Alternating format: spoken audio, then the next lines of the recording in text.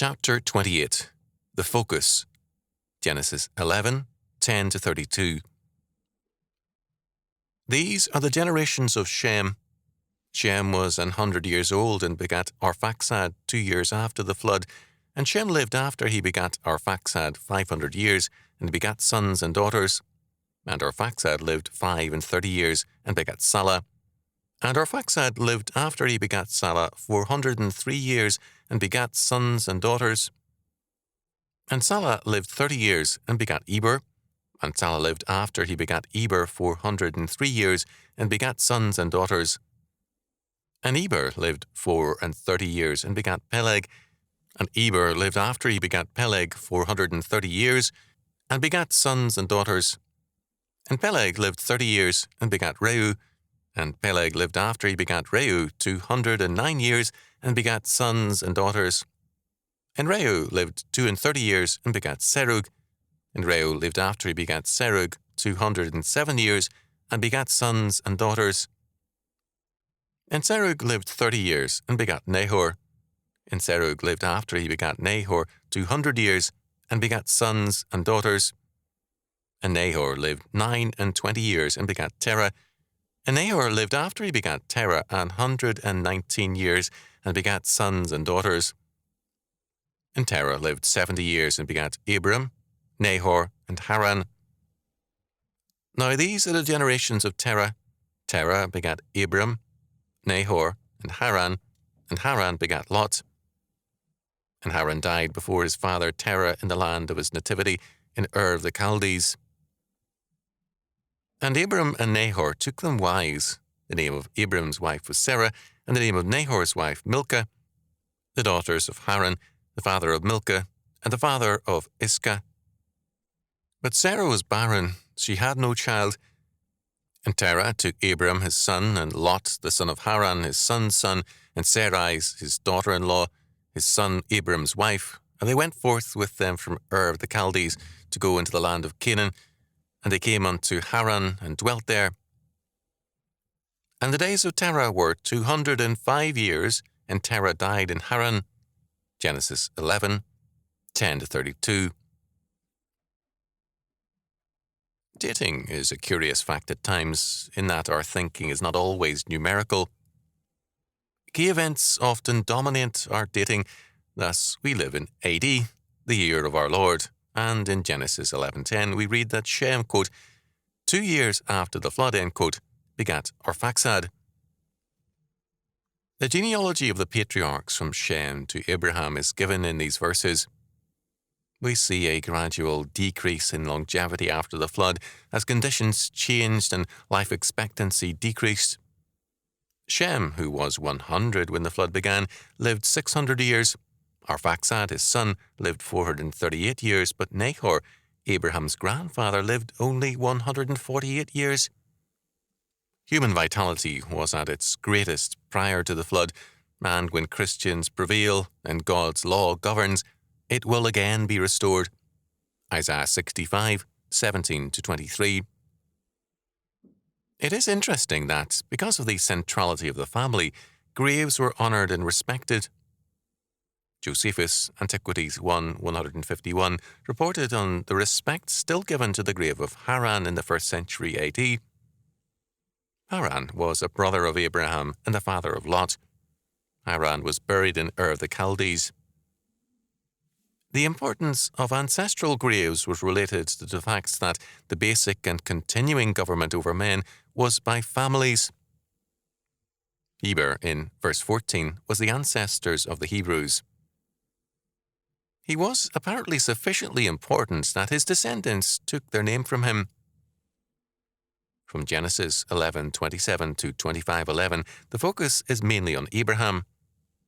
Eber may have given the people his name, but Abraham gave them their faith and calling. In verse 28, we are given the locale of Haran, and apparently the family and its forebears, Ur of the Chaldees. Ur was then a wealthy centre of high culture. Sumerian society was divided into 3 separate legal classes. The upper-class freemen were the ruling elite, the priests, state officials, and army members. They carried certain personal immunities, and acts of violence against them bore higher penalties than against the middle class and slaves. Religious and civil duties were their responsibilities. It was the upper-class man who fought and died for his country. When he went to doctors, lawyers, and others, he paid double the fee of the middle class. Because of his greater responsibilities, he had greater privileges and freedom. The middle class was free, but was not required to serve as soldiers except in case of an invasion. The middle class was made up of traders, doctors, professional men, farmers, and the like. Although personally responsible and accountable, their social duties were limited, and so too was their power. Slaves were military prisoners, debtors, victims of debt and poverty, or were born into slavery. They had no part in the state and no personal responsibility therein. They had certain securities. They could protest in court against their sale.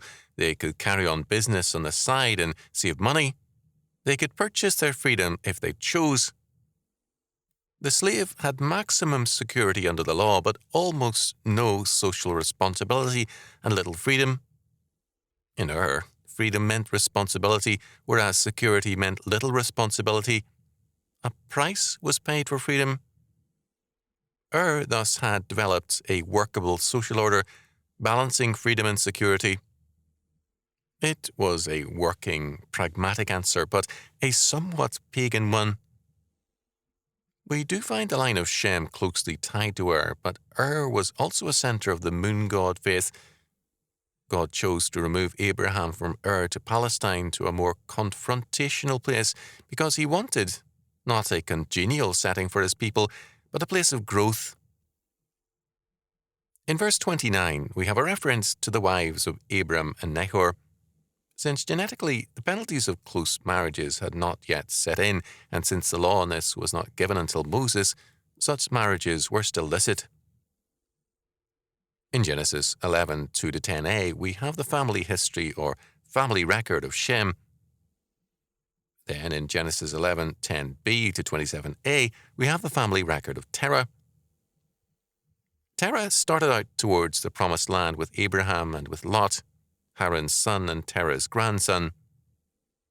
Terah got no further than the city of Haran, where he died. Terah's son Abraham continued the journey with Lot. We do not know why God chose to allow Terah to die after the final stage of his journey, despite all the conjectures made by some commentators. We do know that when God commands us to go, we are to go whether or not we are likely to finish our mission. Rabbis debated as to whether or not Terah was saved, and churchmen have theorized on why he went no further or why he died. The obvious fact is that we do not know. Joshua 24:2 says that the forefathers of the Hebrews once served, quote, other gods, end quote, and names Abram's father Terah, but this can mean no more than that Terah, earlier in life, had been idolatrous before being recalled to the faith of Shem. Sarah is mentioned in verse 29. Her name means princess. We now associate the word princess with royal families. It once meant a daughter of a very powerful family, and names such as queen and princess were given to the daughters of great clan leaders. When government was essentially family-oriented, the key titles were family ones. In the 1980s, when the head of a powerful family in the mountains and valleys of Syria died, Middle Eastern heads of state or their representatives attended the funeral of this man, whom they called a prince. The focus is on Abraham, however, not on Terah or Sarah. He is the key to redemptive history. From a history of creation and the fall of man, we come to a single person, Abraham, the father of the faithful.